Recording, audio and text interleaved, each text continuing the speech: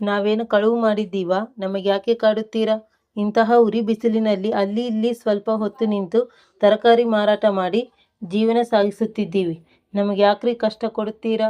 ಅಲ್ಲಿ ನಿಲ್ಲಬೇಡ, ಇಲ್ಲಿ ನಿಲ್ಲಬೇಡ ಎಂದು ದಿನಾವೂ ಕಿರಿಕಿರಿ ಮಾಡುತ್ತೀರಿ ಎಂದು ಬೀದಿ ಬದಿ ವ್ಯಾಪಾರಸ್ಥೆ ಸಂಚಾರಿ ಪೊಲೀಸ್ ಸಿಬ್ಬಂದಿಯೊಬ್ಬರಿಗೆ ತರಾಟೆಗೆ ತೆಗೆದುಕೊಂಡ ಘಟನೆ ನಡೆದಿದೆ.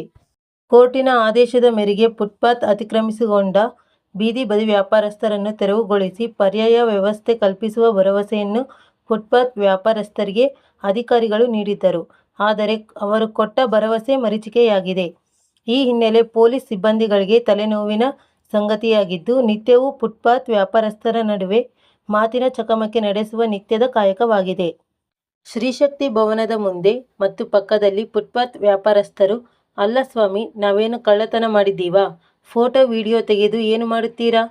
ಮೇಲಿನ ಅಧಿಕಾರಿಗಳಿಗೆ ಕಳಿಸ್ತೀರಾ ಎಂದು ತರಕಾರಿ ಮಾರಾಟ ಮಾಡುವ ಮಹಿಳೆಯೊಬ್ಬರು ಸಂಚಾರಿ ಪೊಲೀಸರಿಗೆ ತರಾಟೆಗೆ ತೆಗೆದುಕೊಂಡ ದೃಶ್ಯ ಕಂಡುಬಂತು.